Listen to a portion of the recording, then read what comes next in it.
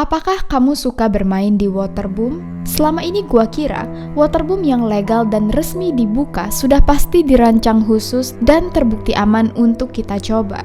Namun ternyata ada sebuah waterpark yang bisa dibilang waterpark paling asal-asalan dan paling berbahaya di dunia. Sebuah tempat atraksi yang dibangun tanpa ahli, rata-rata dioperasikan oleh anak-anak berumur 14 tahun yang baru mendapatkan izin bekerja, dijadikan bahan uji nyali dan juga tempat mabuk-mabukan. Setidaknya 5 hingga 10 pengunjung setiap harinya di weekend dilarikan ke rumah sakit dengan ambulans, hingga akhirnya 6 nyawa pengunjung melayang secara tragis. Inilah New Jersey's Action Park. Welcome to Ruang Gelap.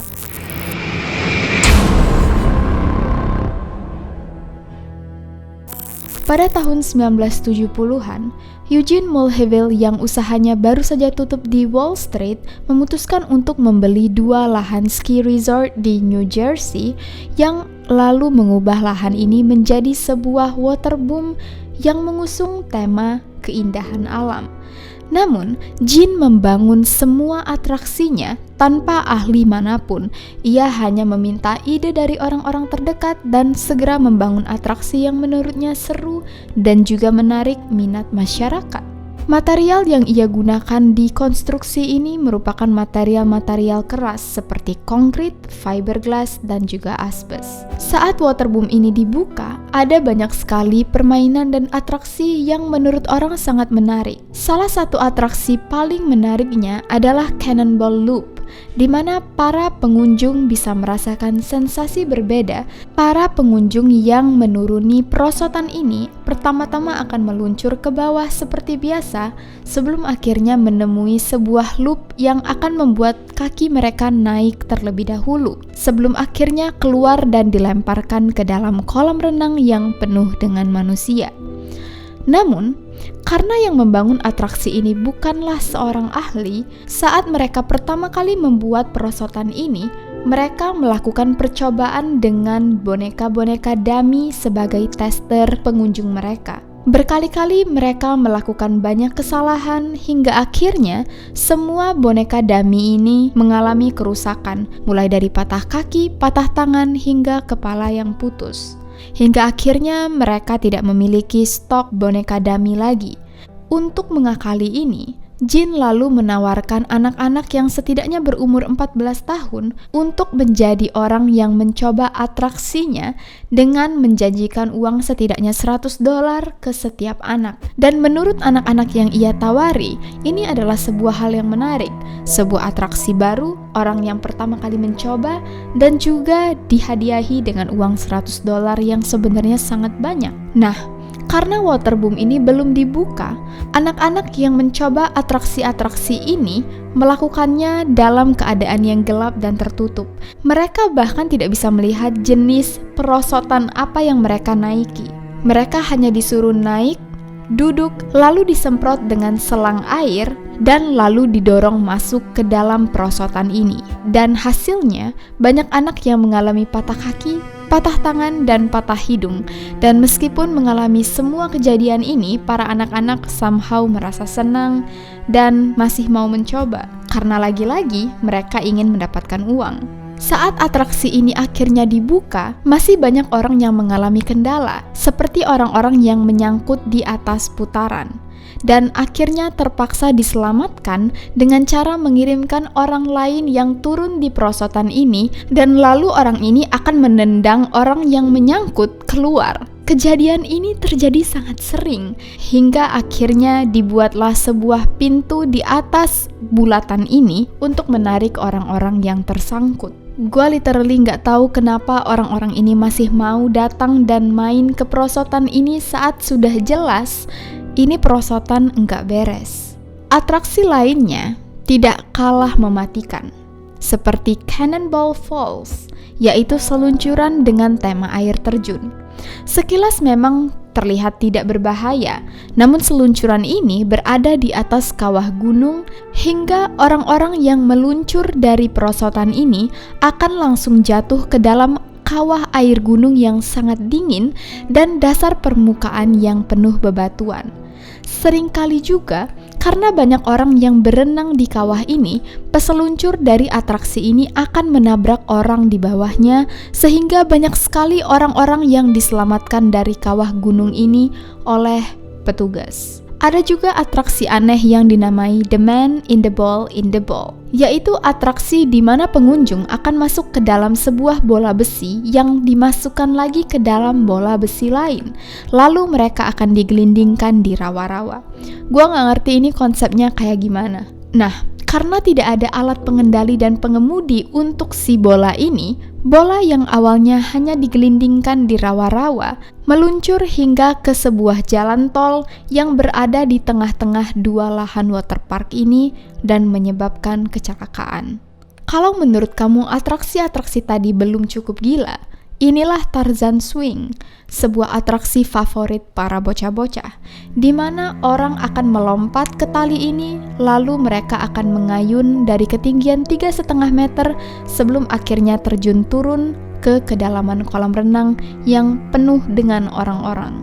Kalau ada yang takut atau ragu-ragu untuk terjun dari Tarzan Swing ini, semua teman-teman dan orang-orang yang berada di kolam dan yang menunggu untuk menjadi orang selanjutnya di atraksi ini akan meneriaki orang yang ragu-ragu ini sebagai pengecut, hingga akhirnya banyak sekali terjadi kecelakaan, mulai dari tenggelam saat meluncur atau saat mereka jatuh ke dalam kolam, mereka menimpa orang lain di bawah mereka.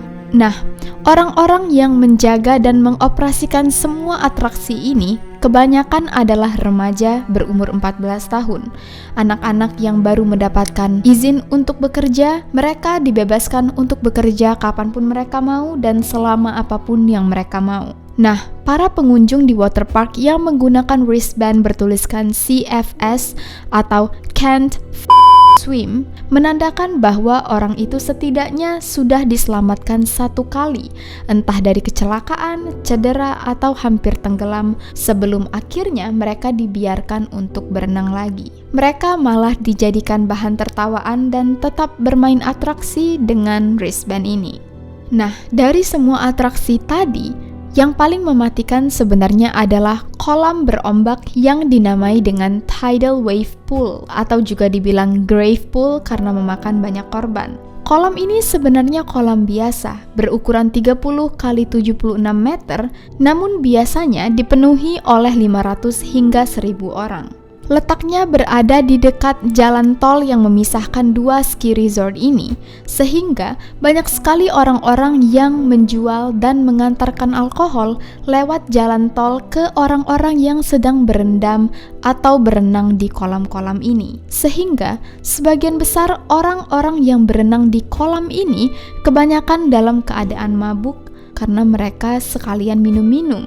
Dan juga para petugas yang bekerja di waterboom ini adalah anak-anak berumur 14 tahun yang baru saja mendapatkan izin untuk bekerja. Mereka membiarkan para orang tua untuk minum minuman alkohol, dan mereka juga banyak yang ikut minum alkohol, bahkan menggunakan obat-obatan terlarang secara bebas. Karena Gene Mulheville membiarkan anak-anak remaja dan juga para pengunjungnya untuk melakukan apapun untuk bersenang-senang. Keadaan kolam yang penuh sesak oleh orang-orang yang sedang mabuk-mabukan, ditambah lagi dengan adanya ombak buatan setinggi 1 meter setiap 20 menit sekali, membuat kolam ini sering menyeret orang secara tidak sadar ke kedalaman air yang lebih tinggi, hingga banyak memakan korban yang tenggelam atau terdesak hingga tidak bisa bernafas. Total korban jiwa akibat waterboom ini ada 6 orang. Tahun 1984, laki-laki berumur 20 tahun meninggal akibat tenggelam di tidal wave pool. Tahun 1987, anak berusia 18 tahun tenggelam lagi di tidal wave pool. Banyaknya kasus orang yang meninggal, penduduk New Jersey tidak berani untuk menggugat Gene karena mereka merasa berhutang pada laki-laki ini atas kreasi waterboomnya. Dan apalagi karena Gene sudah membeli lahan itu sebagai lahan pribadinya, tidak banyak yang bisa dituntut oleh warga. Asuransi yang melindungi para pengunjung juga ternyata adalah asuransi abal-abalan yang dibuat oleh Jean sendiri, sehingga para korban tidak mendapatkan uang sepeser pun atas tragedi yang menimpa mereka. Jean Mulheville hanya pernah membayar uang $300 untuk kerugian pengunjungnya, sebelum akhirnya karena terlalu banyak orang yang melaporkan kecelakaan mereka atas atraksi di waterboom ini, New Jersey's Action Park lama-lama ditutup. Jean Mulheville tidak pernah mendekam di penjara dan bebas hingga sekarang, bahkan menerima banyak ucapan terima kasih dari para generasi muda saat itu. Sangat-sangat tidak adil untuk para pengunjung dan juga para keluarga yang kehilangan anak-anak mereka akibat waterboom ini. Untuk lebih banyak cerita-cerita aneh yang unik dan gila, jangan lupa untuk subscribe, like, comment, dan share channel ini. See you guys on the next video. Stay safe and stay alive.